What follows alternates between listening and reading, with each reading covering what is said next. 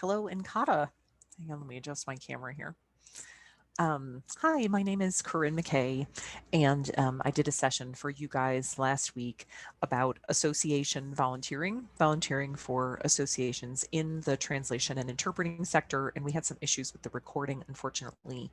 So I thought I would just re-record a short version of the substantive part of the presentation, and you can see some of the questions and answers on the part of the recording that did work out okay. So first, let me tell you a little bit about myself. As I said, my name's Corinne McKay. I live in Boulder, Colorado. And I've been a French to English translator since 2002, and I added interpreting in 2018. And I'm a current student in the York University Glennon College Master's in Conference Interpreting program. And for the purposes of this session, I'm also the most recent past president of the American Translators Association. So I was president of ATA from 2017 to 2019. I was on the board for 5 years. Before that, I served a 3-year term as director and a 2-year term as president-elect, which is sort of ATA's equivalent of vice president.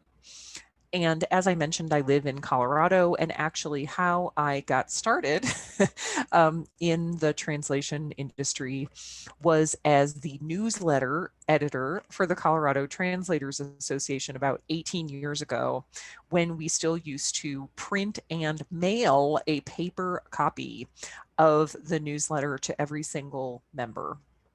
And I then went on to serve 2 terms as president of the Colorado Translators Association, and then in various roles in ATA as well, like administrator of the French language division and things like that.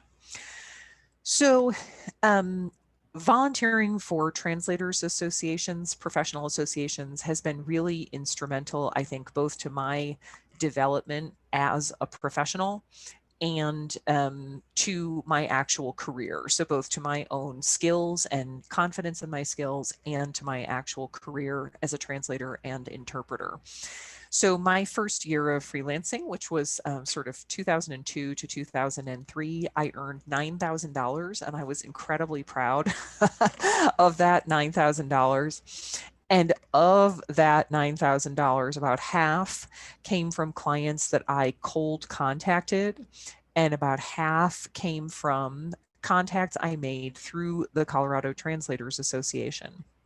So I would highly recommend, if you are a new translator or interpreter, or if you are actively looking for new clients, to use Incata as a resource for that.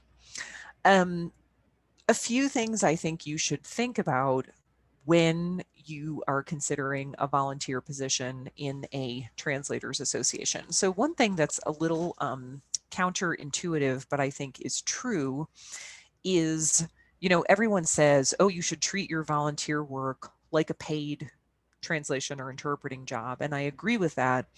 But I would actually go a step further and say, you should treat it almost more seriously than you do your paid translation and interpreting work, because when you do, or if you do, a substandard job for a client, normally you're the only one who knows. Only you and the client know that you missed a deadline or you were not at your best the day of that interpreting assignment, and it's a little easier to move on from. Whereas when you volunteer for a professional association, really your reputation is on the line in front of all of your colleagues.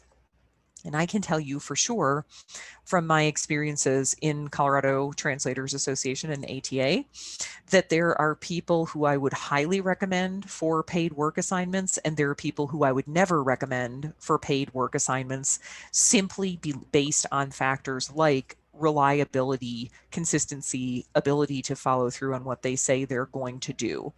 So that is something to think about before you dive into association volunteering. I think as well, you do not want to approach the leaders of Incata or any professional association by saying, here are all of these things that Incata should be doing. It's okay to give constructive feedback, but I think you want to remember that the leaders of NCATA are all volunteers. And when you think, like, what would your reason be for not organizing something like this? Most people will say, well, if only I had time. I just wish I had time. And the reality is the leaders of NCATA or CTA or any association don't have time either. They are carving the time out from their paid work and their non-work obligations in order to do this. So I think a better solution is to come up with a small project that you could do for an association and bring that to the association leadership fully formed. So, for example, I think one issue that lots of local associations struggle with, and actually ATA too, for that matter, is we know that there are many, many people in their 20s and 30s who work as translators and interpreters, but who are much less likely to join a traditional professional association than someone in their, let's say, 40s or beyond. So if you are an NCATA member in your 20s or 30s, or you're a translation or interpreting student, I think one thing that a lot of associations are receptive to is ways to reach out to younger members, and younger members have to be the ones doing that. But rather than saying, I get sick of going to these events because I'm like the only one under 40 there, we should do some more things for younger members. I think it's much more palatable to say, hey, I had an idea to have a meetup for members in their 20s and 30s. Like, when it's not a pandemic, maybe you could do that in person. But to say, I want to have like a Zoom happy hour just for people in their 20s and 30s to talk about early career, concerns, or talk about going from being a translation student to being a professional translator and interpreter. Is that something that the association would be open to? So I think that is the major caveat I would give you guys when you're thinking about what to do for an association, is that lots of times people think, okay, the association is really desperate for a treasurer. And even though I'm not a numbers person, I'll volunteer to be the treasurer because it's better than nothing, right? And I don't actually think that that is the most helpful attitude, because then if you're not good at the job, if you don't follow through because you dislike the work, you have sort of, ruined your reputation or affected your reputation in front of this huge group of people who, rightly or wrongly, are probably going to judge the quality of your actual work by what you did for the association. So I think that that is extremely important. And it sounds like NCATA has a lot of different activities going on, both virtual and real world. And I think one thing that has maybe been eye-opening, or maybe even helpful for you guys in the pandemic, is, and we actually have a similar issue here in Colorado, but for different reasons, that because of DC traffic and things like that, and the DC Metro service, that it can be pretty challenging to get people to come to events on weekday evenings, because, if you're traveling a relatively short geographic distance in the DC area, that could still take an incredible amount of time.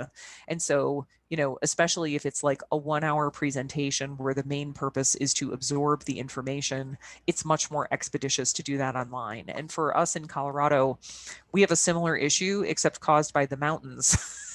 So here in Colorado, we have, the major cities that everyone has heard of, sort of, Fort Collins, Boulder, Denver, Colorado Springs, that go along the eastern side of the Rocky Mountains. And then on the western slope, the other side of the Rocky Mountains, there is a city, Grand Junction, and a couple of smaller cities. But for those members, it's, probably 4 hours minimum to come to the Boulder, Denver area where most of our events are. For something like our holiday party, they might do that and spend the night at someone's house or in a hotel, but it certainly is not an efficient use of time, to come here to attend, a 1-hour presentation on creating a freelance website when you're driving 4 hours each way. So it sounds like you guys have some good ideas to keep the momentum rolling.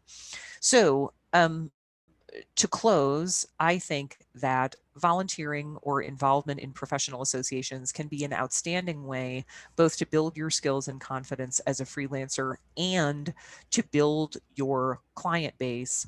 But I think you want to think very carefully about where your strengths lie and how much bandwidth you have to do this, and start out with small things that can be very successful before you jump into bigger projects such as running for the board or an officer position or something like that. Okay, thanks very much. And if you guys have questions, feel free to send them to me.